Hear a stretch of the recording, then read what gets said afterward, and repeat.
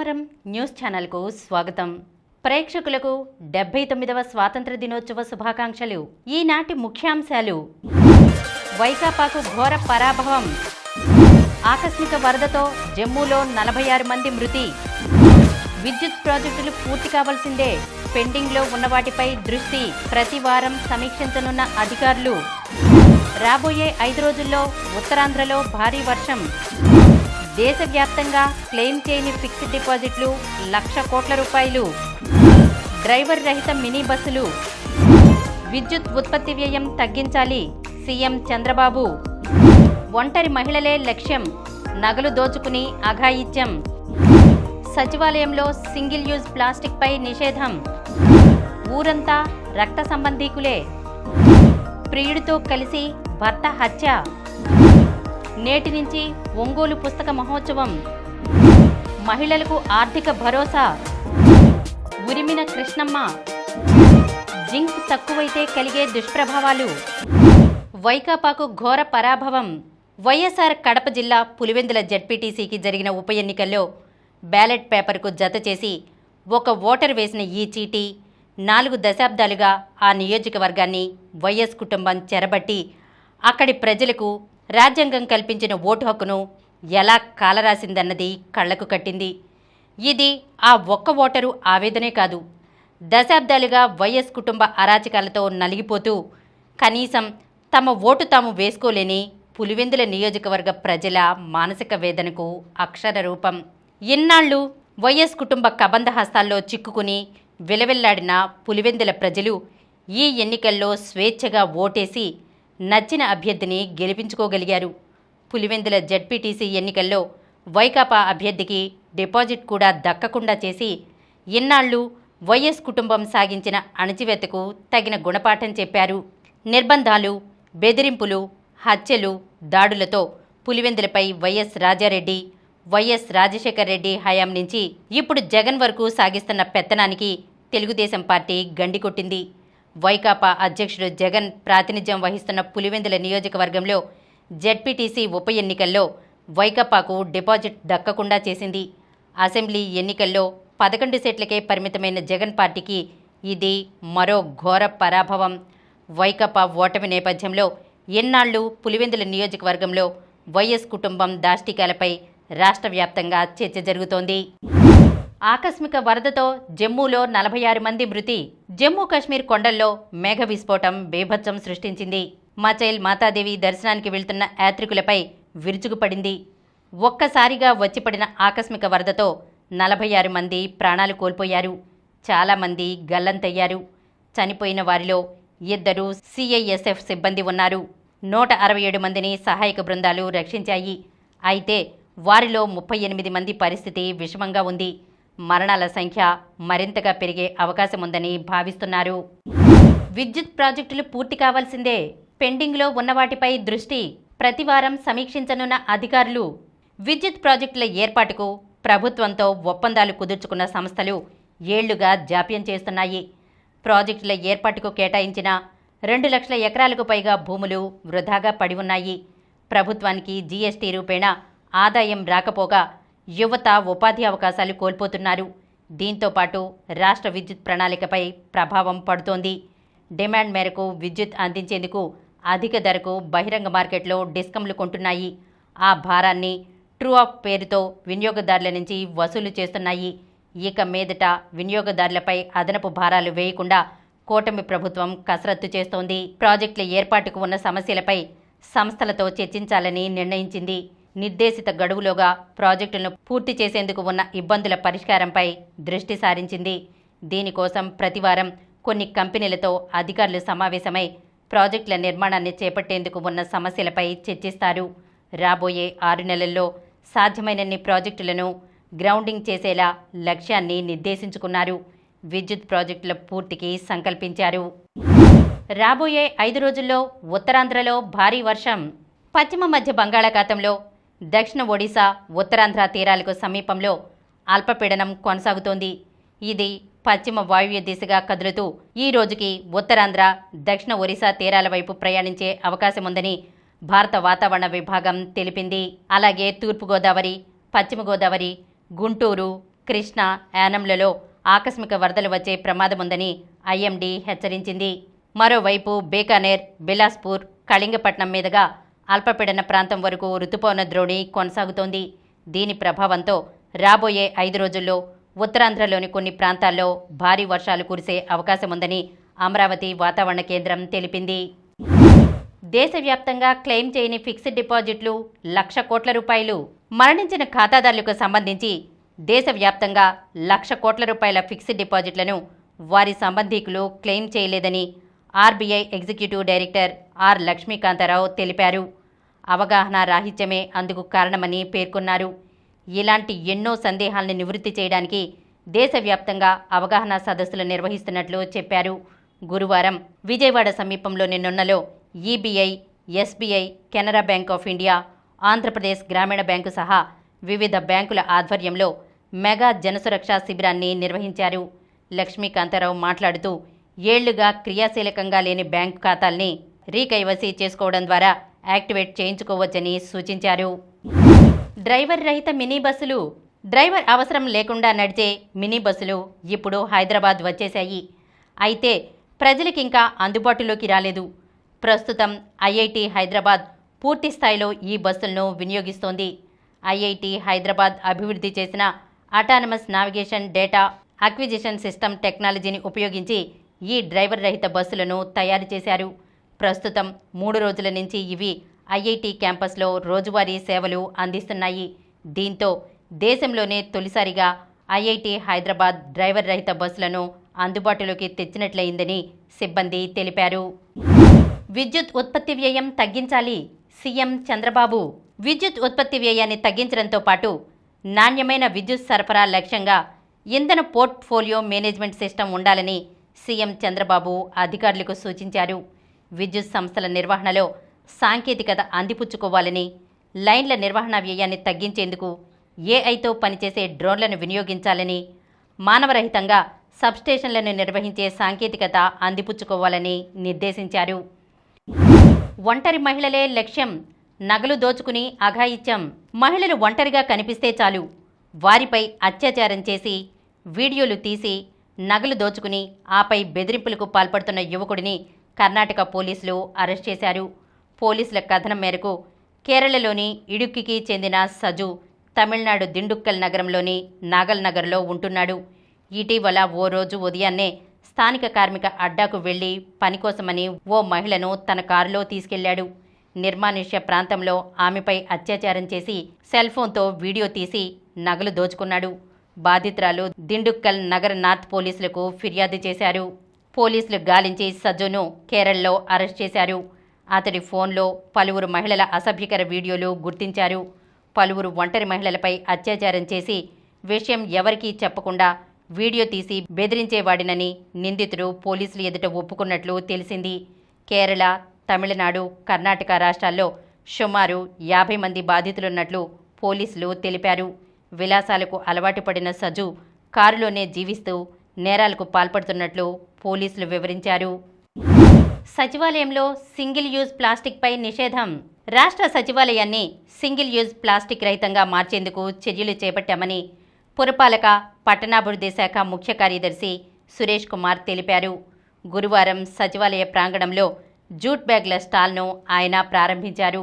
అనంతరం మాట్లాడుతూ సచివాలయంలో సింగిల్ యూజ్ ప్లాస్టిక్ బ్యాగ్ల స్థానంలో జూట్ బ్యాగ్ల వినియోగాన్ని పెంచాలనే లక్ష్యంతో స్టాల్ ఏర్పాటు చేశాం.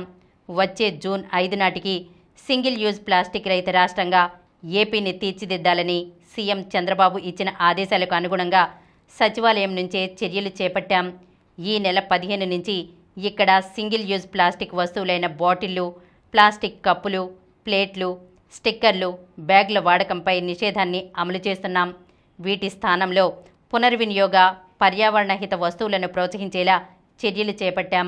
సచివాలయంలో అన్ని బ్లాకుల్లో ఆర్ఓ ప్లాంట్లను ఏర్పాటు చేస్తాం. ఉద్యోగులకు స్టీల్ బాటిళ్లను ఉచితంగా అందిస్తున్నామని తెలిపారు. ఊరంతా రక్త సంబంధీకులే. అనంతపురం జిల్లా గుత్తి మండలంలోని బ్రాహ్మణపల్లి పంచాయతీలోని పూలకుంటలో వాల్మీకి సామాజిక వర్గానికి చెందిన రక్త సంబంధీకులే జీవనం సాగిస్తున్నారు. 70 ఏళ్ల క్రితం యాడికి మండలంలోని నగరూరుకు చెందిన ఓ కుటుంబం గుత్తి మండలానికి వలస వచ్చింది. గుత్తి నుంచి 15 కిలోమీటర్ల దూరంలో ఉన్న కొండ ప్రాంతంలో నివాసాన్ని ఏర్పరచుకుంది. సమీపంలోనే నీటి కుంట ఉండడంతో జీవనోపాధిలో భాగంగా పూల సాగుకు శ్రీకారం చుట్టారు. కాలక్రమంలో ఆ కుటుంబ సంతానం పెరిగింది. వారికి వివాహాలు కావడంతో ఇప్పటికీ 100 కుటుంబాలతో 500 మందికి పైగా జనాభా ఉన్నారు. అప్పట్లో కుంట వద్ద పూల సాగు చేపట్టడంతో ఆ గ్రామానికి పూలకుంట అనే పేరొచ్చింది. ఇప్పటికీ గ్రామ రెవెన్యూ దస్త్రాల్లో ఆ పేరే కొనసాగుతోంది. ప్రియుడితో కలిసి భర్త హత్య. వివాహేతర సంబంధానికి అడ్డుగా ఉన్నాడన్న కారణంగా ఓ మహిళ తన ప్రియుడితో కలిసి భర్తను చంపేసిన ఉదంతమిది. శ్రీకాకుళం జిల్లా పాతపట్నంలో జరిగిన ఈ దారుణంపై పాతపట్నంలోని మొండిగోల వీధికి చెందిన డీఎస్పీ డి లక్ష్మణరావు చెప్పిన వివరాల ప్రకారం పాతపట్నంలోని మొండిగోల వీధికి చెందిన నల్లిరాజుకు 8 ఏళ్ల కిందట మౌనికతో వివాహమైంది. వీరికి 2 అబ్బాయిలు. ఇటీవల మౌనికకు స్థానికుడు గుండు ఉదయ్ కుమార్తో వివాహేతర సంబంధం ఏర్పడింది.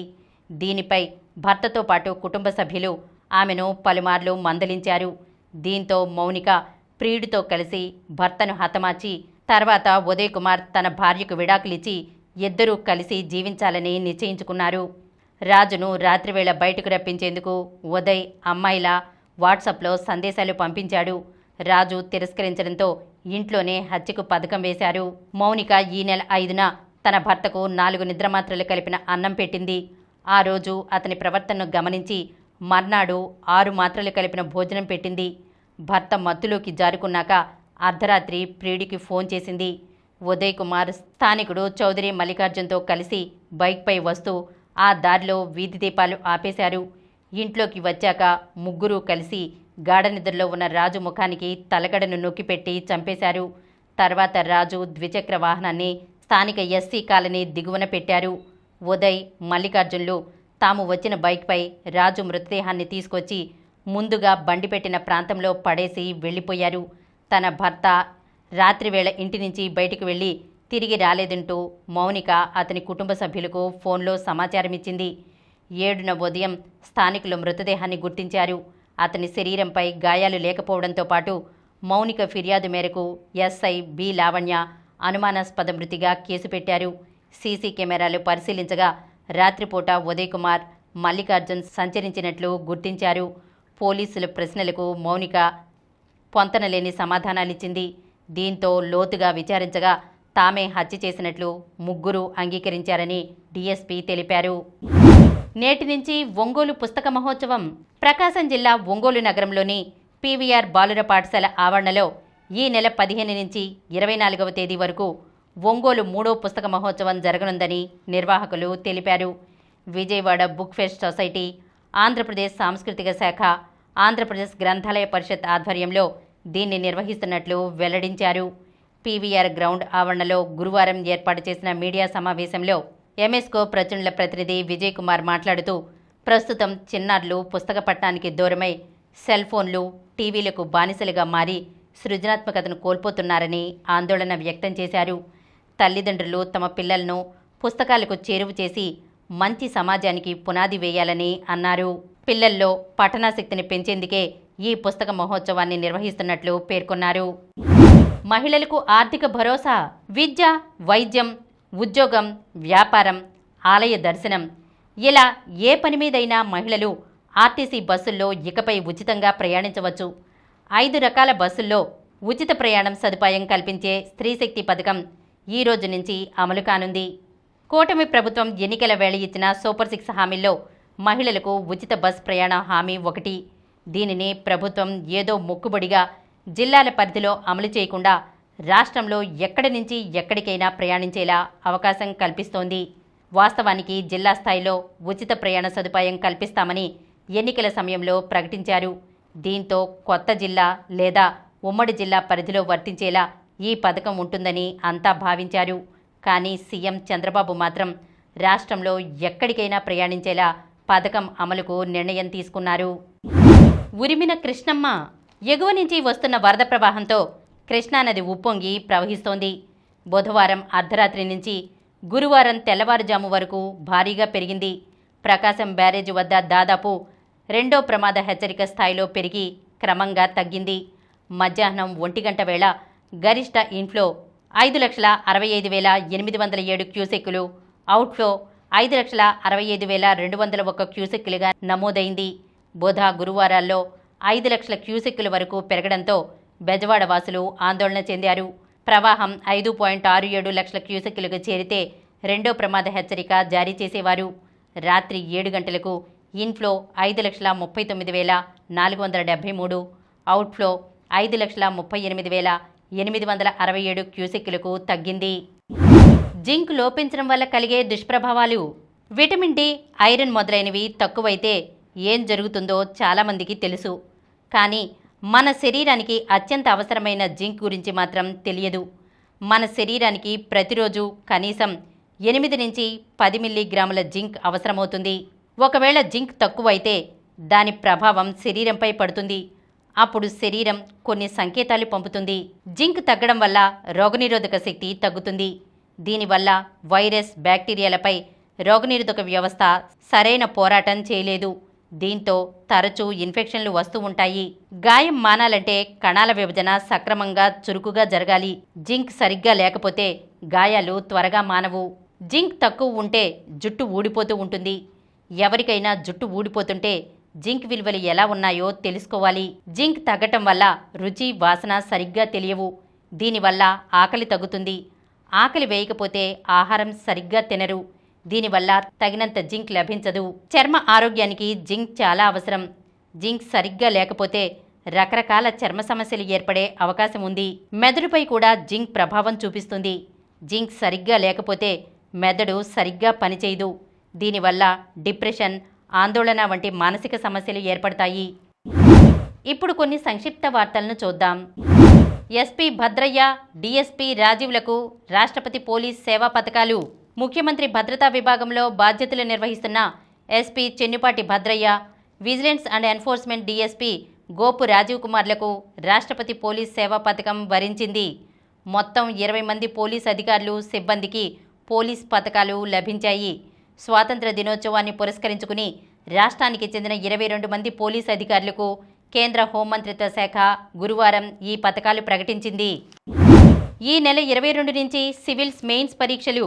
దేశవ్యాప్తంగా సివిల్ సర్వీసెస్ 2025 ప్రధాన పరీక్షలు ఈ నెల 22 నుంచి ప్రారంభం కానున్నాయి. గుకేష్కు 4వ స్థానం. Saint Louis chess tournament rapid విభాగంలో భారత గ్రాండ్ మాస్టర్ దొమ్మరాజు గుకేష్ 4వ స్థానంలో నిలిచాడు. గురువారం ఆఖరిదైన 9వ రౌండ్లో ఫాబియానో కరువానాపై అతడు విజయం సాధించాడు. అమెరికా తారకు యుఎస్ ఓపెన్ వైల్డ్ కార్డ్. వయసు 45 ఏళ్లు. గ్రాండ్ స్లామ్ బరిలో దిగి చాలా నెలలైంది. ఈ స్థితిలో మరో ప్లేయర్ అయితే రిటైర్ అవుతారు లేదా కోచ్గా మారతారు. కానీ America star Venus Williams racket వదిలేయలేదు. ఫిట్నెస్ సంపాదించింది. సింగిల్స్లో పోటీకి సిద్ధమైంది. ఇప్పటికే రిలీ ఒపెల్కాతో కలిసి యుఎస్ ఓపెన్ మిక్స్డ్ డబుల్స్ టోర్నీలో ఆడే అవకాశాన్ని చేజిక్కించుకున్న వేనస్ తాజాగా ఆగస్టు 24న మొదలయ్యే సింగిల్స్ డ్రాలోనూ వైల్డ్ కార్డ్ ఎంట్రీని దక్కించుకుంది. మరిన్ని వార్తా విశేషాలతో రేపటి సమరం న్యూస్ ఛానల్లో మళ్ళీ కలుద్దాం. ప్రతిరోజు వార్తా విశేషాల కోసం అనతి కాలంలోనే 20 కోట్లకు పైగా వ్యూస్ సాధించిన సమరం ఛానల్ సమర్పించు సమరం న్యూస్ ఛానల్కు సబ్స్క్రైబ్ చేయండి, లైక్ చేయండి, మీ ఫ్రెండ్స్కి షేర్ చేయండి. అలాగే ప్రక్కనున్న గంట సింబల్ని ప్రెస్ చేయడం మర్చిపోకండి.